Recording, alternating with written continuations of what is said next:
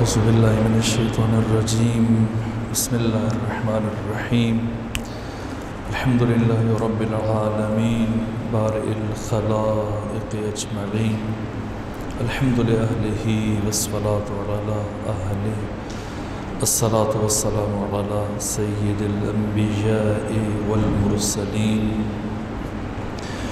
العبد المؤيد الرسول المسدد المصطفى الأمجد الحبيب الأحمد النبي الأمي المكي المدني السراج المنير الكوكب الدري صاحب الوقار والسكينة المدفون بأرض مدينة سيدنا ونبينا وشفيع ذنوبنا وطبيب قلوبنا وحبيب نفوسنا ومولانا أبي القاسم محمد المصطفى صلى الله عليه وآله وسلم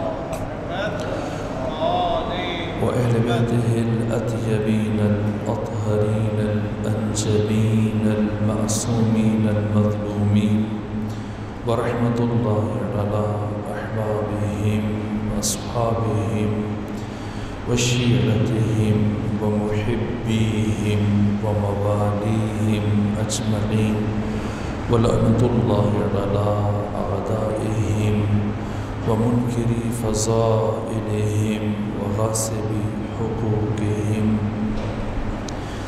من جمع عداوتهم إلى الآن ومن الآن إلى قيام يوم الدين وبعد يوم الدين.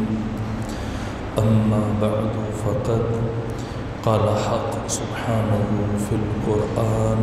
بسم الله الرحمن الرحيم. وما خلقت الجن والإنس إلا ليعبدون ما أريد منهم من رزق وما أريد أن يطعمون إن الله هو الرزاق ذو القوة المتين. صلوات بجی خاندان فاطمہ.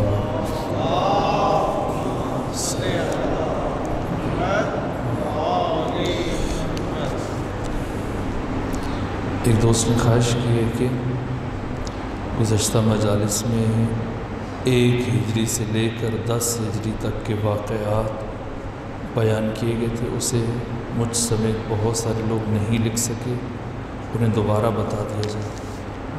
چونکہ وقت کم ہے، انشاءاللہ کل ان چیزوں کو بیان کر دیں گے. اس سے ہٹ کے بھی کسی دوست کا سوال ہے تو آج دے دیں گے، تو ہم کل ایک ساتھ سب کو دیکھ لیں گے. آج میں چاہتا ہوں کہ جنگ احد جو مسلسل تاخیر اور التوا کا شکار ہو رہی ہے، تھوڑا آگے بڑھے اور اسے بیان کرنے میں کامیاب ہو سکے.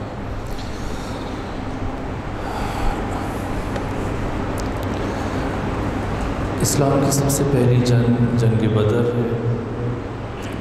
یہ جنگ 2 ہجری میں لڑی گئی. 313 مسلمان اور 950 سے لے کر 1000 تک مشرکین، اور ان 313 مسلمانوں میں سے 77 مہاجرین اور 236 انصار. اور اس جنگ میں کل 70 مشرکین قتل ہوئے. اسی کی تعداد میں 70 اسیر ہوئے، اور مسلمانوں میں سے 14 افراد شہید ہوئے، جن میں سے 6 کا تعلق مہاجرین سے ہے اور 8 کا تعلق انصار سے ہے. اس جنگ میں عام افراد کی بنسبت جو ان کے بڑے بڑے سورما، پہلوان اور بہادر سپاہی مانے جاتے تھے، وہ مولا متقیان علی بن ابی طالب کے ہاتھوں سے کم ان کی آدھی تعداد یعنی 70 میں سے 35 کو بنفس نفیس خود مولا متقیان نے اپنے ہاتھ سے قتل کیا. جیسا کہ نہج البلاغہ میں بھی حضرت نے بیان فرمایا، امیر شام کو خط لکھتے ہوئے انا قاتل جد کا و خال کا अख़ीका शदखन यौमल बद्र, कि मैंने जंग बदर के दिन तुम्हारे नाना, तुम्हारे मामू और तुम्हारे भाई हंज़ला के परखचे उड़ा दिए। इसके अलावा बहुत सारे सरदार मौला मुत्तकियान के हाथ से मारे गए। इस जंग में अबू लहब ने शिरकत नहीं की थी, बाकी सब अफराद आए और सरदारों की अक्सरियत कत्ल हुई जंग बदर में, जिनमें से खुद एक बरजस्ता फ़र्द अबू जहल, नौफल बिन खुवैलद और बाकी इस नौयत के अफराद। जैसी जंग बदर में बदतरीन शिकस्त उठाई, दरहाली की 1 और 3 का मुकाबला था। इसके बावजूद मुसलमान मुनज़्ज़म हालत में लड़े। अलबत्ता इस जंग की फ़तह का सेहरा मौला मुत्तकियान के सर है, लेकिन बैनामा मुसलमानों ने भी शुजाअत के कारनामे दिखाए। अलबत्ता बाज़ मुसलमानों से मुतल्लिक़ कुरान फरमाते हैं कि युजादिलूनका फिल हक़्क़ि बअदमा तबय्यना कअन्नमा युसाक़ूना इलल मौत व हुम यंज़ुरून, कि बहुत सारे अफराद पैगंबर के साथ झगड़ते हुए चल रहे थे, इसलिए कि कुछ अफराद इस उम्मीद पे निकले थे कि शायद अबू सुफियान शाम से वापसी पे जो माल व असबाब लेके आ रहा है, हमारी मटभेड़ इससे होने वाली है। और जैसे उन्हें पता चला कि ना, अबू सुफियान तो सही सालिम मक्का में पहुंच चुका है, ये तो मुशरिकीन कुरैश है, तो कुरान ये फरमा रहा है कि बहुत सारे अफराद हिचकिचा रहे थे, इज़्तिराब का शिकार थे, चेमे गोइयाँ शुरू कर रहे थे, जैसा ख़ुद कुरान ने सराहत से बयान किया। और दूसरे मकाम पे कुरान बयान करता है कि तुम्हारी ख्वाहिश थी कि दोनों में से एक ताइफ़ा के साथ, यानी अबू सुफियान वाले गिरोह के साथ तुम्हारी मटभेड़ हो, लेकिन ऐसे ना हो सका। बहरहाल इस जंग में मुशरिकीन को शिकस्त हुई, वापस गए और जाने के बाद इन्होंने मना कर दिया कि कोई ख़ातून अपने किसी मकतूल की याद में आंसू नहीं बहाएगी, इसलिए कि एक तो अरब का ये रिवाज था कि जब तक मकतूल के कातिल से इंतकाम ना ले लिया जाए तो गिरिया नहीं किया जाता था। दूसरे मरहले में रोने से और गिरिया करने से जज्बे इंतकाम सर्द पड़ जाता है, इसलिए तय हुआ कि जब तक इन कुश्तों का बदला ना ले लिया जाए कोई गिरिया नहीं करेगा। दूसरे मरहले में अबू सुफियान ने खाना काबा के अंदर खड़े होकर कसम उठाई कि जब तक मैं अपने मकतूलीन का बदला नहीं ले लेता तब तक अपने सर में तेल नहीं डालूँगा। तीसरी तरफ मक्का के बड़े बड़े सरदार कत्ल हो गए, अब मैदान खाली था। पहले अबू सुफियान की हैसियत चौथे, पाँचवें, छठे नंबर पर थी, लेकिन अब अबू जहल जैसे अफराद के कत्ल हो जाने के बाद अब अबू सुफियान को आगे आने का मौका मिला।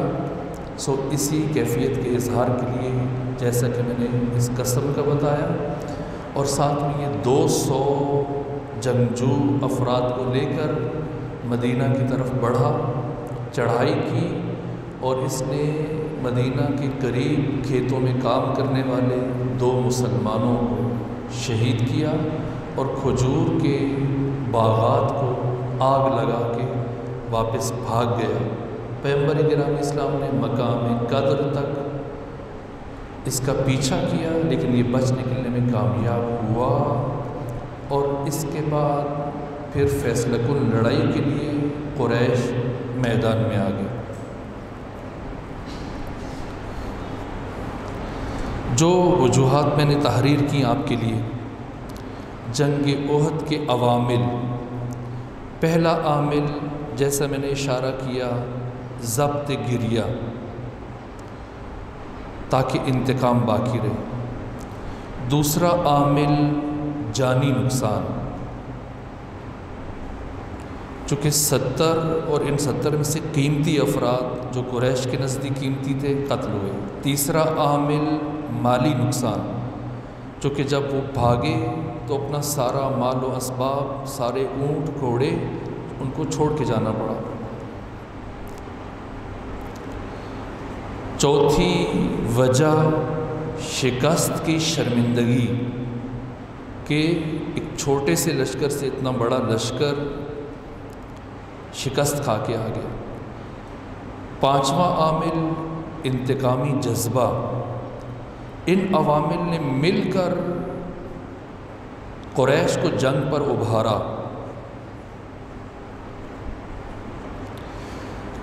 2 ذی الحج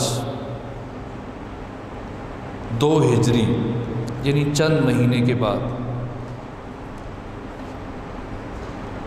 2 مہینے کے بعد کہہ سکتے ہیں، ابو سفیان 200 افراد کے ساتھ آیا اور جو کیا میں نے آپ کو بیان کر دیا۔ یہ حملہ ایک بڑے حملے کی تمہید تھی۔ اب ابو جہل کا بیٹا اکرمہ، نمبر 2 صفوان بن امیہ، نمبر 3 عبداللہ بن ربیعہ، یہ جو مکہ کے بڑے بزنس مین تھے، انہوں نے اور باقی دوسرے تاجروں نے طے کیا کہ اب مسلمانوں کے خلاف ایک فیصلہ کن جنگ لڑی جائے، اور اس فیصلہ کن جنگ کے لیے جو مال چاہیے تھا سب نے اپنے گزشتہ سال کا جتنا بھی منافع تھا، جتنی بھی منفعت تھی، اسے جنگ احد کے لیے وقف کر دیا، جس کی مقدار 50,000 مسقال سونا اور 1,000 اونٹ، اس سارے مال کو انہوں نے جنگی مصارف کے لیے مخصوص کیا۔ مال کا انتظام ہو گیا، افراد کہاں سے آئے؟ اس لیے کہ جنگ بدر کے تجربے کے بعد قریش کے اوپر مسلمانوں کا، بالخصوص علی ابن ابی طالب کا ایک ایسا رعب طاری ہوا، خوف اور ہیبت طاری ہوئی کہ بہت سارے افراد اور بہادر اب پیغمبر کے ساتھ مقابلے پر آنے کے لیے ہچکچا رہے تھے، بہانہ جوئی سے کام لے رہے تھے۔ اس لیے اکابرین قریش کو لشکر تیار کرنے کے لیے بہت مشکل کا سامنا کرنا پڑا۔ از جملہ انہوں نے ایک معروف شاعر عمر بن عبداللہ کو قائل کیا، رقم دی کہ وہ ایسے کلام لکھے، جا کے اپنے کلام مختلف قبیلوں میں پڑھے، لوگوں کے جذبات کو برانگیختہ کرے، ابھارے اور سپاہیوں کی تعداد میں اضافے کا سبب بن جائے۔ چنانچہ عمر بن عبداللہ معروف شاعر یہ قبیلہ تہامہ کے پاس گیا اور بنی کنانہ کے پاس، اور صرف یہ ایک شاعر ان 2 قبیلوں میں سے 700 افراد، 700 سپاہی اپنے ساتھ شامل کرنے میں کامیاب ہو گیا۔ اس طرح بڑھتے بڑھتے لشکر کی تعداد 3000 ہو گئی۔ جنگ بدر میں زیادہ سے زیادہ 1000، لیکن جنگ احد میں اب مشرکین کی تعداد 3000 ہو گئی۔ ایک طرف عمر بن عبداللہ جیسے شاعر، دوسری طرف ہند زوجہ ابو سفیان، جس کا باپ عتبہ، چچا شیبہ، بھائی ولید، بیٹا حنظلہ، یہ چاروں جنگ بدر میں قتل ہوئے۔ یہ سب سے زیادہ پرجوش تھی، اور اس نے 14 خواتین کی سرکردہ فوج بنائی اور انہیں اپنے ساتھ شامل کیا، اور یہ بھی ساتھ گئے، جن میں خالد بن ولید کی بہن فاطمہ، عمر ابن عاص کی بیوی ریتا، یہ توئے آئے حوض، اکرمہ بن ابو جہل کی بیوی ام حکیم بنت حارث۔ لوگوں کے جذبات بھڑکانے کے لیے، اور اگر مسلمان میدان جنگ میں عقب نشینی کریں، پیچھے ہٹیں، تو انہیں غیرت دلانے کے لیے یہ 14 خواتین کی جماعت ہند کی سرپرستی میں یہ بھی 3000 فوج کے ساتھ شامل ہو گئی۔ جب اتنا بڑا لشکر مکہ سے روانہ ہوا تو عباس بن عبد المطلب پریشان ہوئے۔ پیغمبر کے چچا، جنہوں نے اپنا اسلام چھپا رکھا تھا، اظہار نہیں کیا تھا، انہوں نے بنی غفار کے قبیلے میں سے ایک شخص کو اجرت دے کر خط لکھا پیغمبر کے لیے، اور پیغمبر کو ساری صورتحال کی خبر دی، اور پیغمبر نے تصدیق کرنے کے لیے 2 مسلمانوں کو بھیجا، اور ان 2 مسلمانوں نے جب 3000 کا لشکر اپنی نگاہوں سے مدینہ کی طرف آتے ہوئے دیکھا، تصدیق کی، تو اب پیغمبر اکرام اسلام نے جوابی حملے کے لیے لشکر کی تیاری کا حکم دیا۔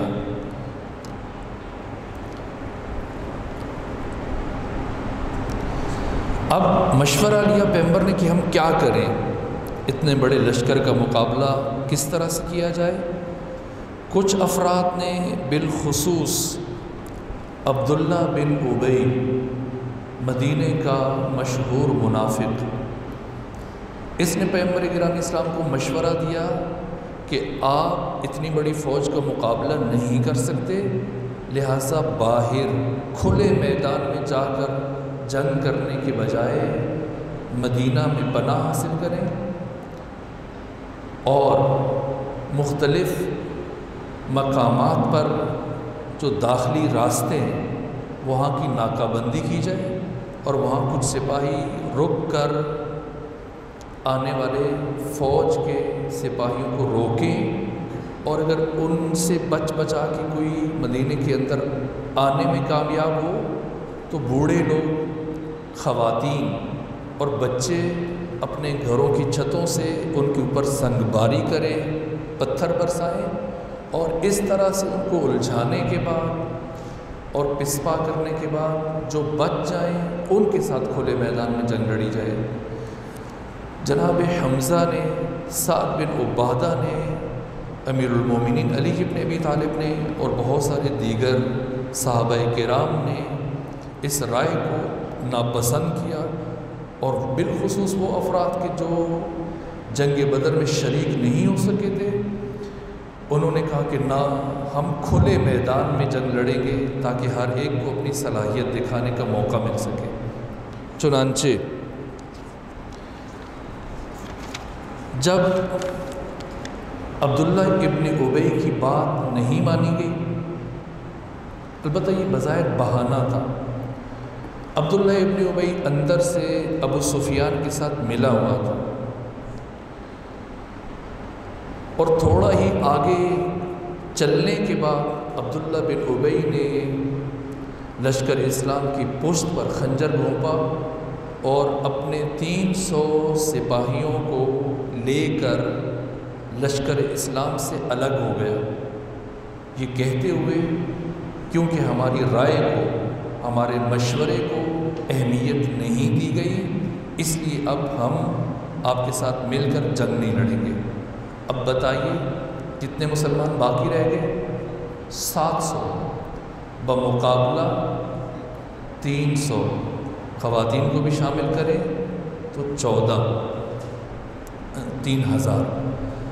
جنگ کے بدر میں جو نسبت تھی وہ 1 اور 3 کی نسبت تھی، جنگ احد میں بڑھ کر 1 اور 4 کی نسبت ہو گئی، کم از کم 4 گنا زیادہ ہے مشرکین کا لشکر۔ اب پیغمبر نے کیا حکمت عملی اختیار کی؟ ایک بہترین کتاب جو حال ہی میں چھپی ہے، تکنیک آئی جنگی پیغمبر کرام اسلام، پیغمبر اسلام کی جنگی تکنیک، یعنی ان 80 مارکوں میں پیغمبر نے کیا جنگی حکمت عملی اختیار کی۔ پیغمبر کی جنگی حکمت عملی کا ایک مظہر جنگ احد ہے، کہ آپ نے کس طرح سے ایک چھوٹے لشکر کو بڑے لشکر پر سرفراز کیا، کیا حکمت عملی اختیار کی۔ پہلے مرحلے میں اپنے عزیز صحابی جناب ابن مکتوم کو مدینہ کا منتظم بنایا اور مدینہ کی امور کی باغ ڈور ابن مکتوم کے ہاتھ میں دی۔ دوسری طرف 14 شوال 3 ہجری 1000 کے لشکر کے ساتھ پیغمبر نکلے، جس میں سے میں نے آپ کو عرض کیا کہ 300 کم ہو گئے۔ باقی دوسری طرف قریش نے 12 شوال کو پیش قدمی کی اور کوہ احد کے قریب پہنچ کر قریش کے لشکر نے پڑاؤ ڈالا، جس کے جواب میں پیغمبر 14 کو روانہ ہوئے۔ ایک اور اہم بات، ایک طرف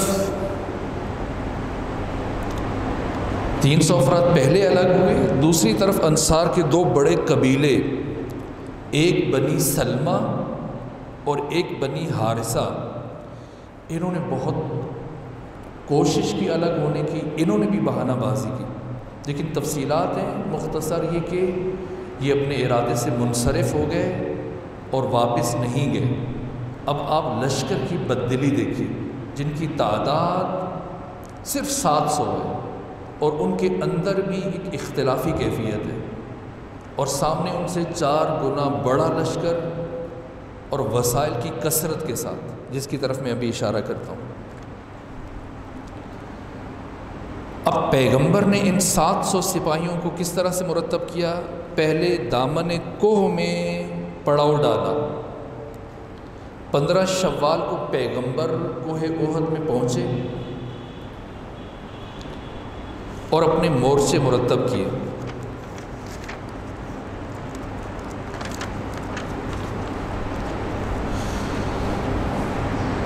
قریش کے 3000 افراد میں سے ان کے پاس 700 زرہ پوش افراد تھے۔ زرہ کی تیاری سر سے لے کے پاؤں تک آہنی اور فولادی زرہ، بالآخر اس کے لیے اخراجات چاہیے۔ 3000 میں سے 700 زرہ پوش ہیں، ظاہر ہے کہ اگر وہ جائیں گے واپس آئیں گے تو دوسرا بھی ان کی زرہ پہن سکتا ہے، لیکن مسلمانوں کے پاس صرف 100 افراد زرہ پوش ہیں۔ ان کے پاس 3000 اونٹ اور 200 جنگی گھوڑے تھے، اور مسلمانوں کے پاس صرف 2 گھوڑے تھے، ایک خود رسول اللہ کے پاس تھا اور دوسرا گھوڑا ابو بردہ کے پاس۔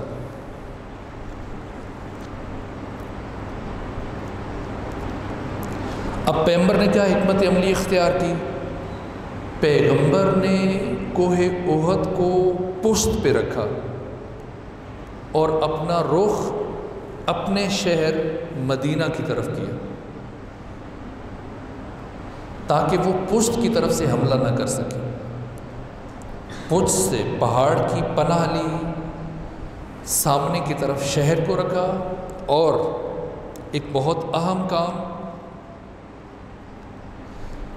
بائیں جانب کوہ اینین کہ ایک تنگ درے میں پیغمبر نے 50 کماندار تیر انداز عبداللہ بن جبیر کی زیر نگرانی معین کیے اور فرمایا ہم جیتیں یا ہاریں،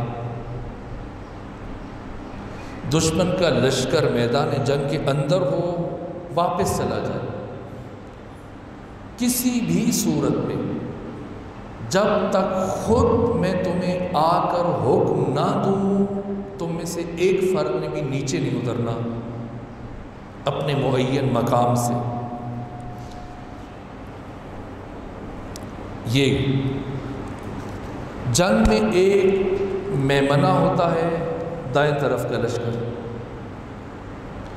ایک میسرہ جو بائیں جانب کا لشکر ہوتا ہے، ایک قلب لشکر ہوتا ہے، یعنی لشکر کا دل، درمیانی حصہ۔ ایک مقدمۃ الجیش ہوتا ہے، لشکر کے آگے کا ایک ٹکڑا جو پیش قدمی کرتا ہے، جو وہ سرپرست ہوتا ہے جنگ کا، اس کے پاس لوا ہوتی ہے، اس کے سر کے اوپر اس کا سایہ ہوتا ہے، اسے کہتے ہیں لوائے جنگ۔ اور علم جنگ کو رایا کہتے ہیں، جیسا پیغمبر نے فرمایا لَأُعْطِيَنَّ الرَّأْيَةَ رَأْيَتْ غَدًا رَجُلًا كَرَّارًا غَيْرَ فَرَّارٍ۔ امام حسین علیہ السلام کی بھی حکمت عملی، جیسا کہ امام حسین نے مدینہ سے چلتے ہوئے اپنے خط میں یہ تحریر فرمایا تھا کہ وہ اسیرو بسیرت جدی رسول اللہ و ابی امیر المومنین، کہ میں اپنے قیام میں اپنے نانا محمد، اپنے بابا علی کی سیرت پر عمل کروں گا۔ روز عاشور مختصر ترین لشکر ہے، 72 افراد، لیکن امام حسین نے ان میں بھی میمنہ بنایا، میسرہ بنایا، قلب لشکر بنایا، علمبردار، ساری ترتیب۔ پیغمبر اسلام نے میمنہ کا سربراہ کسے بنایا اور میسرہ کا سربراہ؟ سردار انصار سعد بن عبادہ،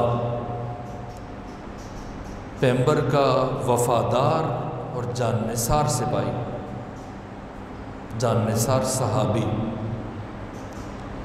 سعد بن عبادہ کو میمنہ کا سردار بنایا گیا، اسیر بن حزیر کو میسرہ کا، جیسے آپ اردو میں اسیر لکھتے ہیں، بس لکھیں اسیر اور پڑھیں گے اسیر بن حزیر۔ اپنے عزیز صحابی مصعب بن عمیر کو لوائے جنگ دیا، اور رعیت جنگ یعنی جو علمبردار کہلاتا ہے جنگ کا، علی بن ابی طالب کے سپرد کیا۔ ادھر کون ہے میمنہ میں اور میسرہ میں؟ میمنہ خالد بن ولید،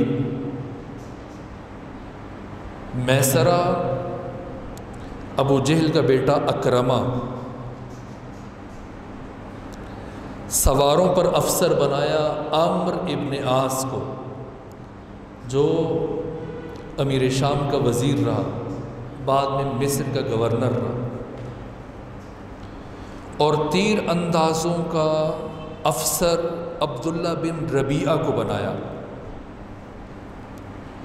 اور قلب لشکر میں ادھر پیغمبر خود تھے، ادھر ابو سفیان سب سے بڑا بت حبل، اسے ایک اونٹ کے اوپر لاد کر بت کو لے کے آئے۔ جیسے جنگ جمل میں مولا متقیان کے مقابلے میں آنے والے لشکر کے پاس علم نہیں تھا، علم کی جگہ عسکر نامی اونٹ تھا، اسی طرح سے جنگ احد میں قلب لشکر میں حبل کو لایا گیا، اور اس اونٹ کی لگام ابو سفیان نے پکڑ رکھی تھی۔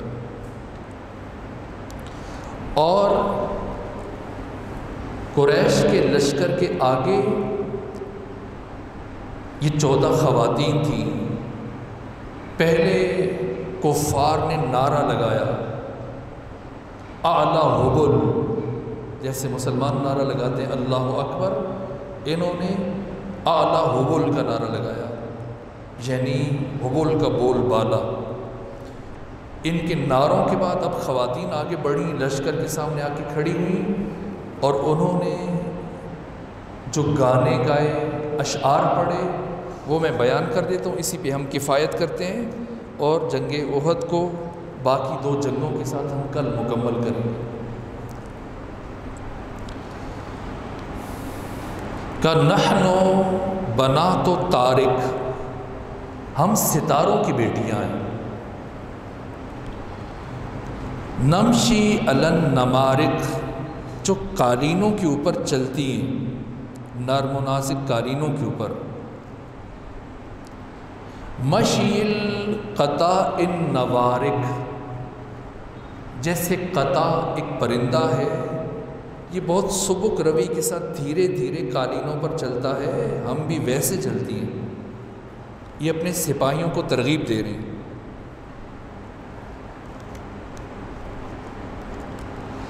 والمسک فی المفارق، ہم نے جو سندور بھرا ہے اپنی مانگ میں، اس میں مشک پرفیوم ہے، اسے لگایا ہے تمہارے لیے۔ اور والدر فی المخانق، اور ہم نے اپنی گردنوں میں قیمتی ہار زیب تن کر رکھے ہیں۔ ان تقبلوا نعانق، اگر تم آگے بڑھو گے تو ہم تمہیں گلے سے لگائیں گے۔ ونفرش النمارق، اور تمہارے لیے مسندیں بچھائیں گی۔ اور اگر تم نے پشت دکھائی، او تدبروا نفارق، تو ہم تمہارا ساتھ چھوڑ کے چلی جائیں گی۔ فراق غیر وامق، اس طرح سے کہ گویا ہم تمہیں کبھی جانتی نہیں ہیں، کبھی تم سے چاہت ہی نہیں ہوئی تھی۔ ادھر ترانہ ختم ہوا، ادھر طبل جنگ بجا۔ تفصیلات میں کل عرض کر دوں گا، اور ہم کل انشاءاللہ احد کو بھی مکمل کریں گے، خندق کو بھی، اور کوشش کریں گے کہ جنگوں کا باب اگر کل ختم نہ ہو سکے تو پرسوں ضرور ختم کر لیں۔ لیکن میرا جی چاہ رہا تھا کہ چونکہ ایام مولا متقیان علیہ اعلیٰ التحید والثناء کی شہادت کے، تو ایک طرف اصحاب امیر المومنین کا ذکر بھی ہونا چاہیے تھا ان نشستوں میں، لیکن ممکن نہیں رہا۔ ان میں سے ایک شخصیت کا ذکر میں کرتا ہوں، وہ بہت عظیم الشان شخصیت ہیں، جن کا نام ہے صعصعہ بن سوحان ابدی۔ یہ شاعر تھے، ادیب تھے، فلسفی تھے، خطیب تھے۔ اتنے بڑے خطیب کے اپنی کتاب 20 گفتار، جس کا یہ اردو ترجمہ ہے، اس میں شہید مطہری نے بھی لکھا ہے کہ امام علی خود صعصعہ بن سوحان ابدی کو ممبر پر بٹھاتے تھے اور خود نیچے بیٹھ کر ان کی تقریر اور خطاب سنتے تھے۔ پھر امیر شام کی طرف جب بھی مولا متقیان خط بھیجتے تھے جنگوں میں، تو آپ کا قاصد صعصعہ بن سوحان تھا، جو جا کر بہت فصیح و بلیغ گفتگو کرتا تھا۔ جب مولا متقیان نے، شہید مطہری لکھتے ہیں کہ صعصعہ بن سوحان ابدی نے مولا متقیان کے لیے 3 جملے کہے 3 مواقع پر۔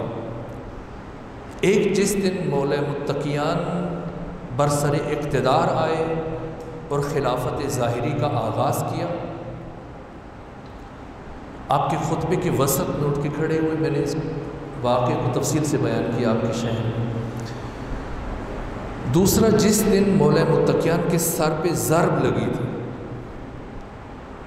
اور بعد میں صعصعہ بن سوحان امیر المومنین کی عیادت کے لیے آئے تھے۔ اور تیسرا، کل کا روز 21 رمضان المبارک، جب مولا متقیان کو دفن کیا گیا اور جب آپ کی قبر مطہر پر پانی چھڑکا گیا، اس کے بعد صعصعہ خود بھی روئے، سب کو رلایا، اور آپ کی قبر پر بیٹھ کر جو کلمات کہے میں تبرکاً پڑھ دیتا ہوں ان دنوں کی مناسبت سے۔ جب حضرت نے خلافت سنبھالی تو صعصعہ اس پورے مجمع میں اٹھ کے کھڑے ہوئے اور کہا، یا علی زینت الخلافہ، آپ نے خلافت کو زینت عطا کی، وما زانت کا، اس نے آپ کو زینت نہیں دی، ورفعتہا، آپ نے مقام خلافت کو بلند کیا، وما رفعت کا، اس نے آپ کی بلندی میں کوئی اضافہ نہیں کیا، وہی الیک احوج،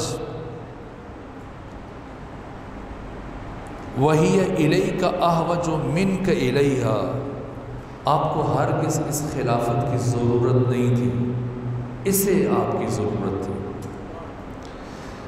یہ جس دن حضرت نے خلافت سنبھالی، آگے شہید لکھتے ہیں دوسرا فقرہ ساسا نے اس وقت کہا جب امیر المومنین تلوار کی ضرب سے زخمی ہو چکے تھے، حضرت کے سب اصحاب غیر معمولی طور پر متاثر تھے، ساسا بھی عیادت کے لیے آئے لیکن ان کو آپ تک رسائی کا موقع نہ ملا، گھر میں رش تھا، افراد زیادہ تھے، جگہ کم تھی، خود مولا تک نہ پہنچ سکے۔ کسی سے جو کمرے کے اندر جا رہا تھا اپنا درد دل بیان کیا اور یہ پیغام محبت بھجوایا، یرحمک اللہ یا امیر المومنین، اے امیر المومنین اللہ آپ پر اپنی رحمت نازل فرمائے، حیًّا و میتاً، جب تک زندہ ہیں اور جب آپ وفات پا جائیں۔ لقد کان اللہ فی صدرک عظیما، آپ کے دل میں اللہ کی عظیم عظمت تھی، وکنت باللہ علیما، اور آپ کو اللہ کی معرفت حاصل تھی۔ بہت جچا تولا جملہ ہے، اور حضرت کی پوری زندگی میں سے اس ایک وصف کو بیان کر رہے ہیں ساسا۔ آپ کے ساتھ 5 سال گزارنے کے بعد جب ساسا بن سوہان کا پیغام امیر المومنین کے پاس پہنچا تو آپ نے فرمایا میری طرف سے ساسا سے کہو وَأَنْتَ يَرْحَمُكَ اللَّهُ، آپ پر بھی اللہ کی رحمت نازل ہو۔ فَلَقَدْ كُنْتَ خَفِيفَ الْمَعُونَةِ، تمہارا بوجھ بہت کم تھا،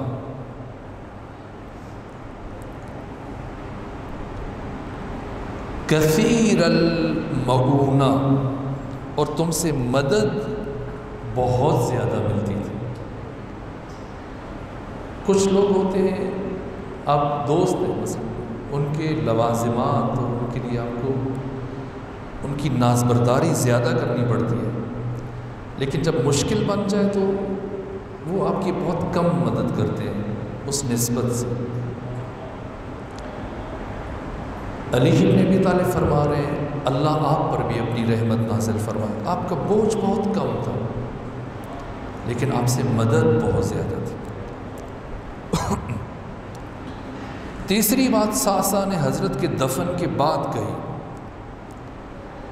امیر المومنین کے جسد مبارک کو رات کے وقت دفن کیا گیا، جنازے میں اور تدفین میں چند مخصوص اصحاب کے علاوہ کوئی شریک نہ تھا، ان میں سے ایک یہی ساسا تھے، یعنی رازدار تھے، باقی خود مولا کے صحابیوں کو بھی نہیں پتہ تھا کہ مولا کی قبر کہاں ہے۔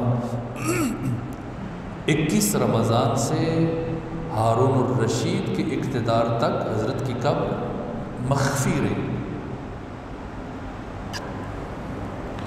سوائے مخصوص اصحاب اور آپ کی اولاد کی کسی کو نہیں پتا تھا۔ جیسے ہی لوگ دفن سے فارغ ہوئے تو ساسا قبر کے پاس آئے، ایک ہاتھ ساسا نے اپنے دل پہ رکھا اور دوسرے ہاتھ سے ایک مٹھی خاک لے کر اپنے سر پہ ڈالی اور کہا بِأَبِي أَنْتَ وَأُمِّي یا امیر المومنین، اے امیر المومنین میرے ماں باپ آپ پر قربان ہو جائیں، ہنیئا لک یا ابو الحسن، اے ابو الحسن یہ سرخ موت آپ کو مبارک ہو، لقد طاب مولدک وقوی صبرک وعظم جہادک وربحت تجارتک وقدمت علی خالقک، یعنی آپ کی پیدائش بہت پاکیزہ، آپ بہت بڑے صابر تھے، آپ نے حق کے جہاد ادا کیا، آپ کی تجارت بہت نفع بخش تھی، یہاں تک کہ آپ اپنے خالق سے جا ملے۔ فَأَسْأَلُ اللَّهَ أَن يَمُنَّ عَلَيْنَا، یعنی ہم دعا کرتے ہیں کہ اللہ ہم کو آپ کے نقش قدم پر چلنے اور آپ کی سیرت پر عمل کرنے کی توفیق عطا فرمائے۔ یہ دعا صرف ساسا کی نہیں، ہم سب کی دعا ہے۔ اب میں عربی سے اجتناب کر کے یہ دو جملوں کا معنی کر دیتا ہوں۔ پھر کہا آپ نے وہ کچھ پایا جو کسی کو نہیں مل سکا، اور آپ کو وہ مرتبہ حاصل ہوا جو کسی کو حاصل نہ ہو سکا۔ پھر دوبارہ کہا ہنیئا لک یا ابا الحسن، اے ابو الحسن یہ سرخ موت آپ کو مبارک ہو۔ لقد شرف اللہ مقامک، اللہ نے آپ کے مقام کو بہت بلند قرار دیا۔ اللہ ہمیں اس اجر سے محروم نہ کرے جو آپ کی وجہ سے ہم کو ملنا چاہیے، اور آپ کے بعد ہم کو گمراہی سے بچائے۔ اللہ کی قسم آپ کی زندگی خیر کی کنجی اور برائیوں کے لیے روک تھی۔ اگر لوگ آپ کی بات مانتے، وَلَوْ أَنَّ النَّاسَ قَبِلُوا مِنْكَ، اگر لوگ آپ کی بات قبول کرتے، لَأَكَلُوا مِنْ فَوْقِهِمْ وَمِنْ تَحْتِهِمْ أَرْجُلِهِمْ، اگر لوگ آپ کی بات قبول کر لیتے تو ان پر چاروں طرف سے رزق کے دروازے کھل جاتے۔ لیکن افسوس کہ ان لوگوں نے آخرت کو دنیا پر ترجیح دی۔ ثم بکا بکاء شدیدا، پھر ساسا نے شدید گریہ کیا۔ کل من کانا معہ، اور ساسا کے ساتھ جو افراد بھی شامل تھے سب نے گریہ کیا۔ ایک صلوات پڑھ دیجیے خاندان فاطمہ پر۔